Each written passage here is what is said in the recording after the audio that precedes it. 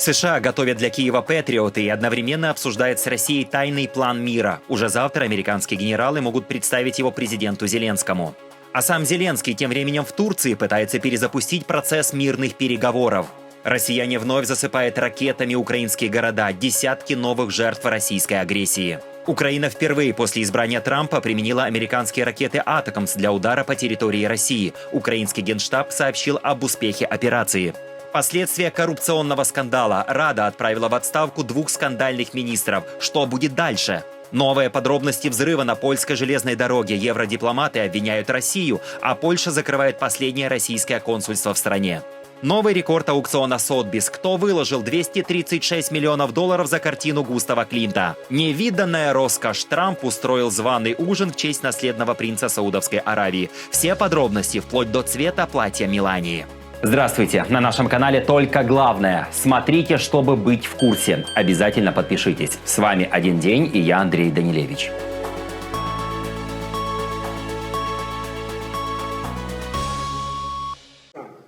Депутаты Верховной Рады отправили в отставку министра юстиции Германа Галущенко и министра энергетики Светлану Гринчук. Решение было принято после заявления вице-премьера Качки о том, что расследование и коррупция являются достаточными основаниями для их увольнения.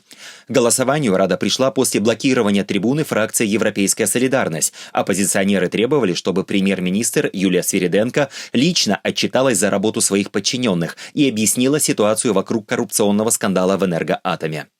Заседание прервалось воздушной тревогой, но после ее отмены депутаты продолжили работу. Несмотря на блокаду, парламент проголосовал за вызов Свириденко, а также Галущенко и Гринчук в зал заседаний сегодня к часу дня по киевскому времени. Кроме того, депутаты решили вызвать в Раду секретаря СНБО Рустема Умерова, однако время его выступления еще не определили. Премьер-министр в Раду не пришла, и позицию правительства озвучил вице-премьер Качка. После его заявления парламент поддержал отставку обоих министров. Чем закончится украинский политический кризис? Напишите свое мнение в комментариях.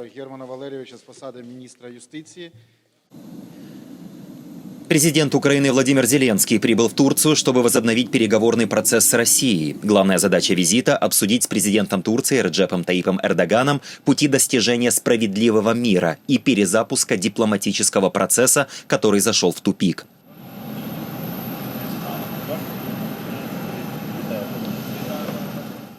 Перед началом переговоров в среду 19 ноября Зеленский посетил мавзолей Ататюрка, основателя современной Турции. Накануне он заявил, что Киев готов оживить переговоры и намерен обсудить с Анкарой возможные форматы возвращения к диалогу с Москвой.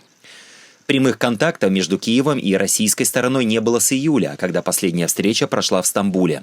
Тем временем российские войска продолжают почти 4-летнюю войну, и только за прошедшую ночь, по данным украинских властей, в результате ударов погибли не менее 20 человек. В четверг, 20 ноября, Зеленский проведет встречу с представителями армии США в Киеве. Это часть усилий по поиску международной поддержки для возобновления мирного процесса. Вместе с президентом в Анкару прибыл глава офиса президента Андрей Ермак. Он сообщил, что во время визита поддерживает постоянный контакт с представителями администрации Дональда Трампа, в частности, со Стивом Уиткофом. Нахожусь на постоянной связи с представителями администрации Дональда Трампа, в частности, со спецпредставителем президента США Стивом Уиткофом. Вместе с американскими партнерами работаем над прекращением российской агрессии против Украины и достижением справедливого и устойчивого мира. В Киев с неожиданным визитом прибыли 2 высокопоставленных чиновника армии США. Это министр армии Дэн Дрискл и начальник штаба генерал Рэнди Джордж. Об этом сообщает издание «Политика». Главная цель их приезда – попытаться реанимировать мирные переговоры с Россией, которые зашли в тупик. Американцы проведут встречи с президентом Владимиром Зеленским и военным командованием. США и Украина также работают над крупной сделкой по обмену технологиями дронов и автономных боеприпасов, и эта поездка отчасти призвана поддержать эти усилия. Украина стала лидером в разработке и совершенствовании вооруженных дронов дальнего и ближнего радиуса действия, которые изменили лицо поля боя и нанесли удары по целям глубоко внутри России. О поездке рассказали 2 человека, знакомых с планированием, которым была предоставлена анонимность для обсуждения конфиденциальных вопросов национальной безопасности. На первый взгляд может показаться необычным выбором отправлять Дрискола, министра армии, в Киев с конфиденциальной мирной миссией. Но ветеран армии и друг вице-президента Джей Ди Венса со времен юридической школы Йеля стал крупной фигурой в Пентагоне и теперь может перейти на более заметную роль. Министр обороны Пит Хексет не ездил в Киев. Представители Дрисколла и Джорджа отказались от комментариев. Издание Axios опубликовало новость о том, что США тайно готовят новый мирный план по Украине совместно с Россией. По данным издания, документ разрабатывает спецпосланник Трампа Стив Уитков. Отмечается, что этот план, скорее всего, будет пророссийским. В Кремле на эту публикацию уже отреагировали. Пресс-секретарь президента Дмитрий Песков прокомментировал слухи сдержанно. Нет, пока в данном случае никаких новаций нет, о которых можно было бы вам сообщить. И были обсуждения в Анкоридже, и вот в дополнение к тому, что обсуждалось в Анкоридже, пока никаких новаций. По информации в СМИ известно, что тайный мирный план будет состоять из 28 пунктов, которые разбиты на 4 главных блока. Это мир в Украине, гарантии безопасности, общая безопасность в Европе и будущие отношения между США, Россией и Украиной. Разработку ведут спецпосланник Трампа Стив Уитков и представитель России Кирилл Дмитриев. В основе документа лежат принципы, о которых Трамп и Путин договорились еще в августе на Аляске.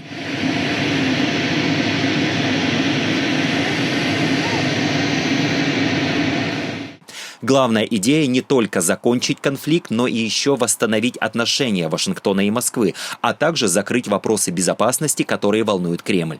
Самый сложный момент – территории. Пока совершенно не ясно, как именно в этом плане предлагается решать судьбу востока Украины. В Москве на план смотрят оптимистично. В Белом доме тоже верят, что смогут убедить Киев и Европу поддержать документ, пообещав учесть их замечания. Агентство Reuters также подтверждает, что США и Россия обсуждали возможный мирный план без участия Украины, а подробности плана могут стать известны совсем скоро. По данным агентства, план должны будут представить Зеленскому уже завтра в Киеве. СМИ также отмечают, что в команде Трампа считают, нынешнее положение Зеленского якобы делает его вынужденным принять условия США, какими бы они ни были. США одобрили продажу Украине пакета обслуживания и модернизации ЗРК «Патриот» стоимостью $105 миллионов. Соответствующее уведомление опубликовал Госдеп. Тем временем в Киев прибыли высокопоставленные представители Пентагона, министр армии Дэн Дрисколл и начальник штаба генерал Рэнди Джордж. Они проведут встречи с украинскими командирами и президентом Владимиром Зеленским. Ключевая цель визита – попытка оживить буксующий мирный процесс с Россией, а также обсудить крупную сделку по обмену технологиями беспилотников и автономных боеприпасов. Это визит самых высокопоставленных представителей администрации Трампа в Украину, начиная с февраля. Один день. Все, что важно знать сегодня. Подписывайтесь на наш канал. Россияне вновь массированно атаковали Украину ракетами и дронами. Под ударом оказался Тернополь. Там число жертв увеличилось до 20 человек. Травмы получили как минимум 64 человека, среди них 14 детей. Спасатели опубликовали видео с места событий. На кадрах видно, как пожарные тушат горящий жилой дом. Вокруг здания разбросаны обломки и стоят сгоревшие автомобили.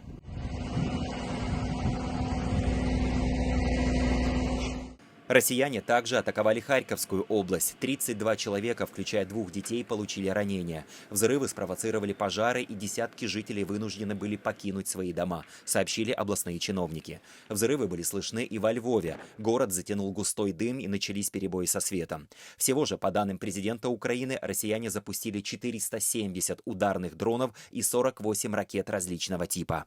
Украина впервые при администрации Трампа применила американские ракеты «Атакамс» для ударов по территории России. Генштаб сообщил об успешной точечной операции по военным объектам, не раскрывая ни дату, ни конкретные цели. В ответ в российском Минобороны заявили, что 18 ноября отбили атаку по Воронежу и якобы сбили 4 ракеты «Атакамс», добавив, что пусковые находились в Харьковской области. Украинская сторона эту информацию не комментирует. Соединенные Штаты подтвердили продажу Тайваню передовой ракетной системы. Речь идет о комплексах NASAMS стоимостью почти $700 миллионов. Это уже второй пакет вооружения за неделю. Общая сумма помощи достигла $1 миллиарда. Система NASAMS отлично зарекомендовали себя в реальных боях в Украине. Для Тайваня это совершенно новое оружие. Оно должно серьезно усилить противовоздушную оборону острова.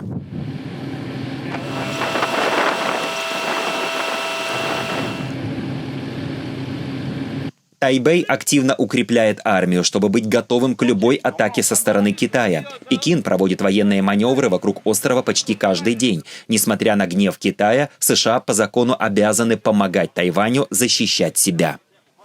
Глава дипломатии Евросоюза Кая Каллас заявила, что взрыв на польской железнодорожной линии, ведущей к Украине, представляет угрозу для всей инфраструктуры ЕС. По ее словам, взрыв на железной дороге Варшава-Люблин подчеркивает беспрецедентный уровень риска для европейских транспортных сетей и необходимость усиления их защиты. Начну с нападения на польские железнодорожные пути в понедельник, которое подчеркивает беспрецедентный риск для европейской транспортной инфраструктуры. Атаки России становятся все более дерзкими. Напомним, по результатам расследования Польша заявила, что 2 граждан Украины действовали в сотрудничестве с Москвой и причастны к подрыву на железной дороге. Москва традиционно отрицает свою причастность к теракту. Во вторник Кремль вновь отверг обвинения, назвав их русофобией. Польша объявила о закрытии последнего российского генерального консульства на своей территории. Министерство иностранных дел отзывает согласие на работу Генконсульства России в Гданьске, сообщил глава польского МИД Радослав Сикорский. По его словам, в ближайшие часы Москва будет официально уведомлена о принятом решении. Как уточнил Сикорский, этот шаг стал ответом Варшавы на диверсионные атаки на железные дороги Польши, в причастности к которым власти подозревают российских агентов. Как министр иностранных дел, я уже принял решение, которое будет официально доведено до сведения российских властей сегодня или завтра о закрытии их последнего консульства в Польше, в Гданьске. Мы также введем дополнительные ограничения на передвижение российских дипломатов в Польше. Но это не конец. Мы только что установили виновных. Теперь мы будем собирать среди различных министерств идеи, чтобы донести до России, что это совершенно неприемлемо.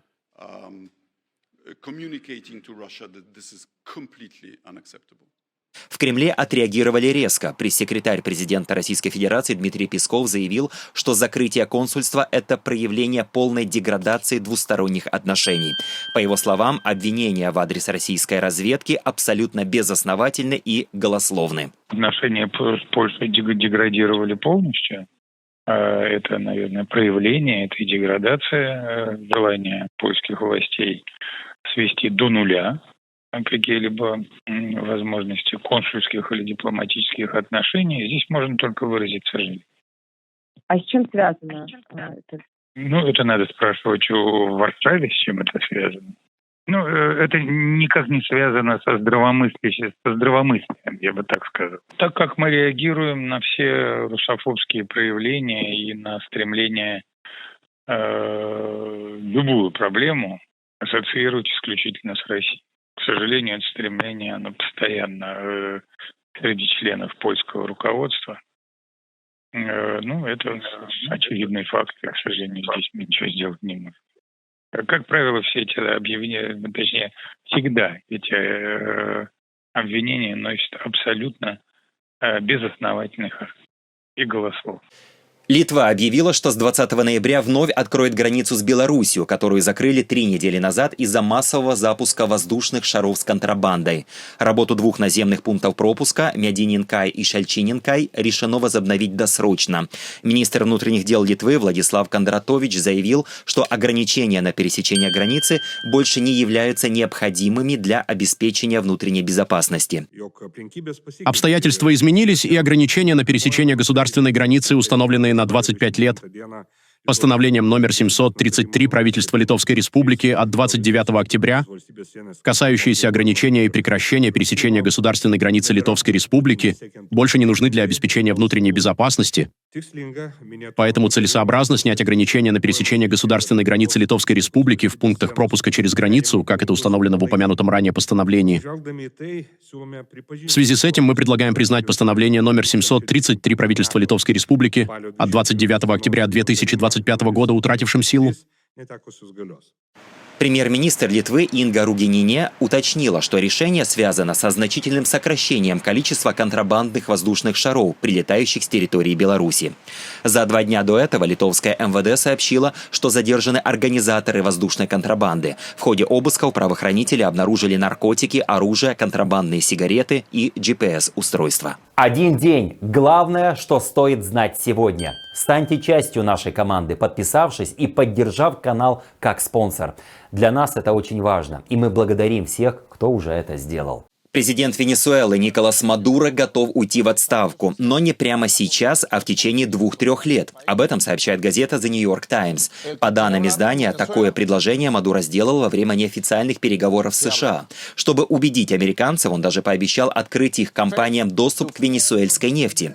Однако Вашингтон этот план категорически отверг. Белый дом заявил, что любая отсрочка передачи власти неприемлема. Неясно, какими могут быть эти тайные действия и когда любое из них может быть осуществлено. Господин Трамп еще не санкционировал отправку боевых сил на территорию Венесуэлы, поэтому следующей фазой нарастающей кампании давления администрации на правительство Мадуро могут стать саботаж или какие-либо кибероперации, психологические или информационные операции. Президент не принял решение относительно более широкого курса действий, который следует проводить в Венесуэле, и не сформулировал публично своей конечной цели, помимо пресечения потока наркотиков из региона. А военные планировщики и планировщики ЦРУ подготовили множество вариантов на случай различных непредвиденных обстоятельств. Тем временем ситуация накаляется. На прошлой неделе Дональд Трамп провел уже 2 совещания в Белом доме по Венесуэле. Военные специалисты уже подготовили списки целей для возможных ударов. Под прицелом могут оказаться объекты, связанные с наркоторговлей, и даже подразделения армии Венесуэлы. Невиданная роскошь в США. Дональд Трамп устроил шикарный ужин в честь визита наследного принца Саудовской Аравии Мохаммеда бин Салмана. Среди гостей Илон Маск и Криштиану Роналду. Мелания Трамп опубликовала кадры встречи. Первая леди выходит к гостю в роскошном изумрудном платье, цвете, символизирующем флаг Саудовской Аравии. Это первый визит принца в Белый дом после скандала 2018 года, связанного с убийством журналиста Джамаля Хашогги. На вопрос прессы о тех событиях Трамп резко прервал журналистку и заявил, что принц ничего не знал об инциденте. По итогам переговоров стороны обсудили крупные оборонные и экономические соглашения, включая возможные поставки истребителей F-35. Трамп также заявил, что США предоставит Эр-Рияду статус главного союзника вне НАТО, такой же, как у Израиля. Портрет работы венского художника Густава Климта был продан на аукционе Сотбис во вторник вечером за $205 миллионов. С учетом комиссии цена выросла до 236 миллионов. Это рекордная цена для произведения искусства 20 века. $205 миллионов. Вот он, портрет Элизабет Ледерер, единственный на аукционе Сотбис, здесь, в Брейере. Климт, Джулиан, ваш. Поздравляю. Поздравляю. Поздравляю. Спасибо, Дэвид. Большое спасибо. Спасибо. Дамы и господа, я рад сообщить, что это рекорд для произведения искусства, когда-либо проданного на Сотбис, что, конечно, неудивительно, а также самая высокая цена для любого современного произведения искусства, когда-либо проданного на аукционе. Спасибо всем нашим участникам. Большое спасибо. Портрет Элизабет Ледерер, написанный в 1914-16 годах, считается шедевром Золотого века Вены и вершиной творчества Климта. Картина была выставлена на аукцион в рамках распродажи коллекции Леонардо Лаудера, включавшей также работы Мунка, Пикассо, Ван Гога и Матисса. Это был один день. Все, что важно знать. Подписывайтесь и спасибо, что смотрите.